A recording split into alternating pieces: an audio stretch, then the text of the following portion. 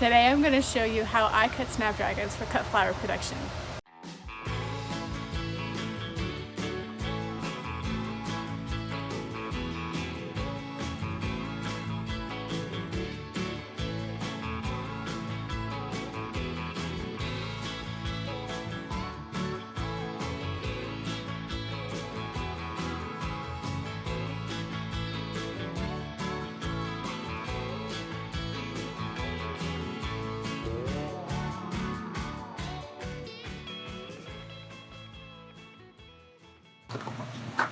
Hi, I'm Kimby Decker. I work at Millsap Farms, and this morning I'm going to talk about harvesting snapdragons. So these are snapdragons that were planted, I think December, I'm not quite sure, fall planted, and I have two different varieties. I have an open face Chantilly variety, which is the shorter ones in the forefront of the video, and then I have a taller, more traditional shaped snapdragon called Potomac back here. That's most of them are taller than me. The Chantilly started blooming about 2 weeks earlier, so they've already been harvested for 2 weeks. There's not as many of those. The Potomacs just started this week, so I'm going to be harvesting some of these. The trick to harvesting snapdragons is you want to cut the stem long enough, and these guys are going to be different than field-grown ones. They're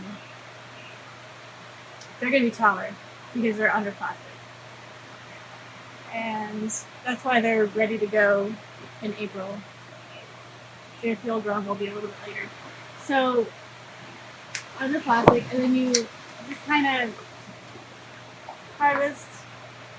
So that's about good, and I'm gonna go through and harvest a bunch of stems, and then we'll go strip them off for the leaves later because I don't want to make a big mess in the greenhouse all over the floor. Something to keep in mind is when you think about when you're harvesting, you want to look at your open flowers, and this depends a little bit on your market.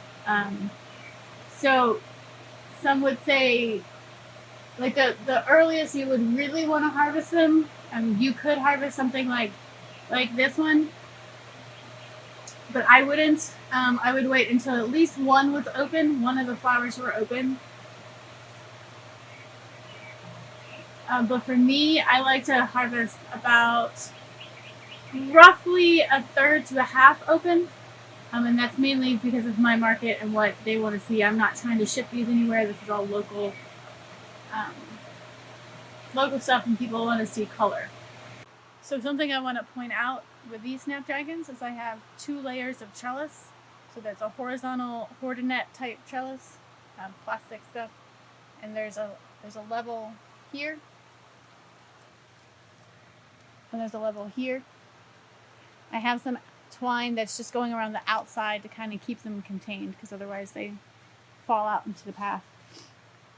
And this is really important to get straight stems. If you don't trellis your snapdragons, you will not get straight stems. They will flop over, and that doesn't work very well for most flower arranging.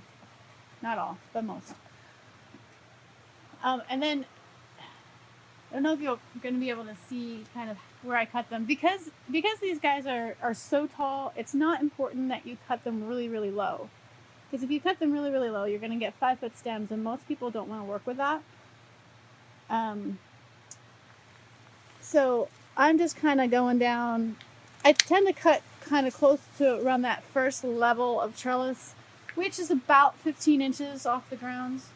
And again, the inches, like exactly where they're going to go and where exactly you're going to cut them will depend a little bit on how tall your snapdragons grow. And so again, these guys are extremely tall because they're in a greenhouse and it's warm and they've been growing for a long time. If they're out in the field or even in a caterpillar, like in a simple hoop house structure out in the field, they're going to be a little bit shorter, and you're going to cut them a lot closer to the ground.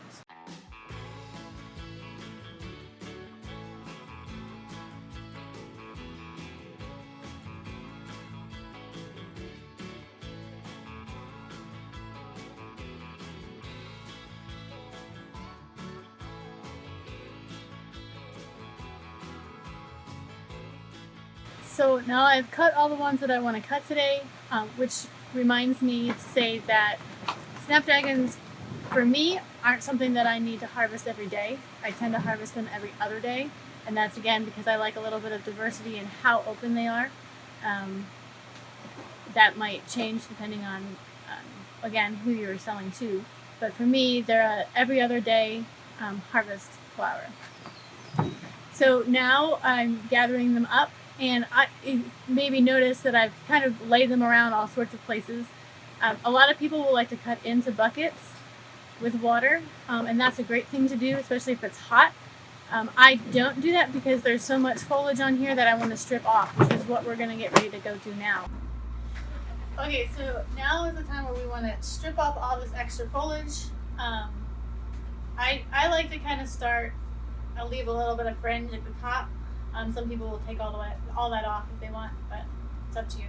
And then I take and I pinch it with one hand, my left hand because I'm right-handed, but I pinch with my left hand and then I pull with my right.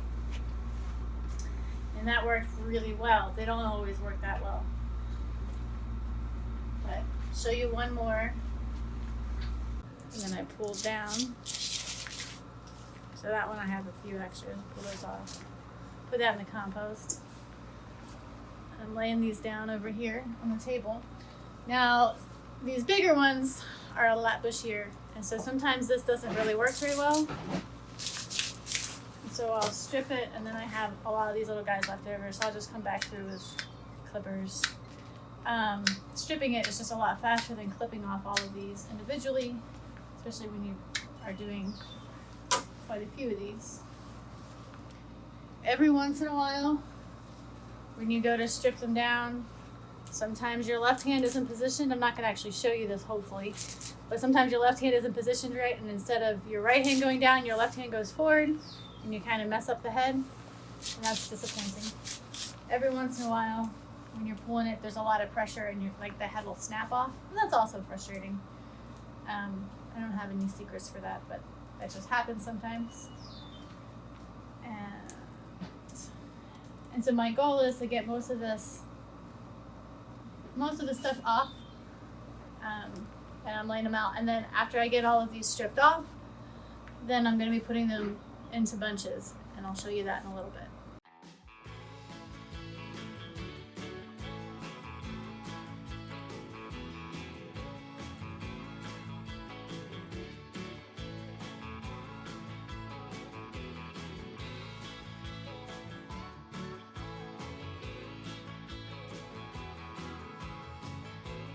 So now that I've got all the leaves stripped off, I'm going to be bunching these, putting rubber bands around them, and putting them in a bucket with flower water.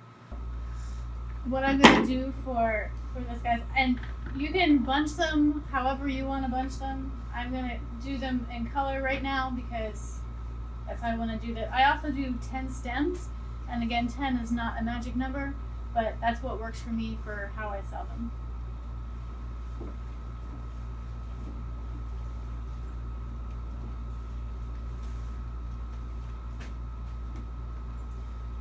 And so I like to even up my flower heads, so all of them are relatively the same. They don't have to be perfect, but relatively the same. And then I come down to the bases and I cut them all even. So this is my shortest one, because generally I don't need things quite this long, but so this is my shortest one, so I'm just going to cut them all even right there. And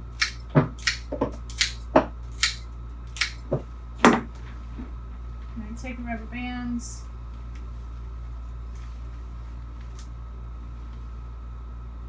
One on the bottom, and then I do one more and kind of bring that up right underneath where the leaves are, under there. So there's my 10 stem bunch of Snapdragons, and I'm going to stick them in a bucket.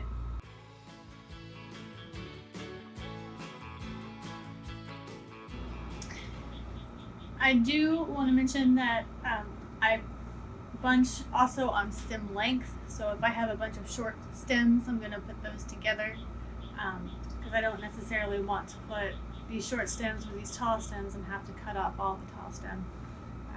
It's nice to have a variety. And then I also put the 2 rubber bands at the bottom and then at the top. The bottom one is just to keep them so they don't get tangled up together, and then the top one is to help.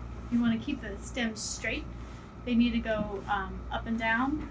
Snapdragons are geotrophic, which means that they respond to the gravity of the earth, which means that if they are stored horizontally, they're going to start bending upwards in the cooler or wherever it is they're storing. Or even if they're stored diagonally, they're going to start bending upwards.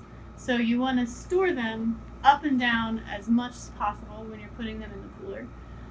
Also, we're getting ready to move these into our storage cooler, which we have it set about 38 degrees right now.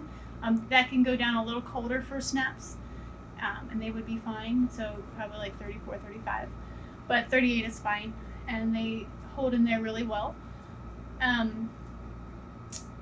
They are an ethylene sensitive flower, which means that something like an apple or other things that produce a lot of ethylene, tomatoes, aren't something that you want to store with your flowers or with your snapdragons. Of course, you're not storing tomatoes that cold, but it will cause the flowers to kind of like crinkle up and fall off faster if they have more ethylene in them. It causes them to die quicker, basically. So you don't really want to do a lot of that. The other thing that is good to know is that you want your buckets to be clean. That's very important for any cut flower. And also, I use flower water for snapdragons. I'm using the Floral Life Flower Food 300, and it tells you how to mix it up.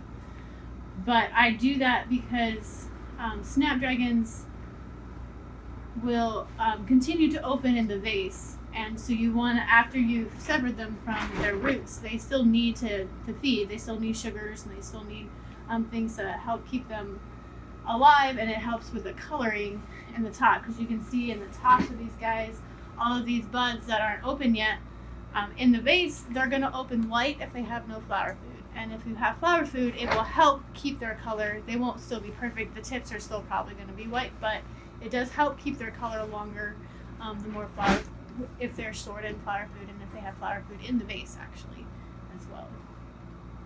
So, we're getting ready to move these into the cooler.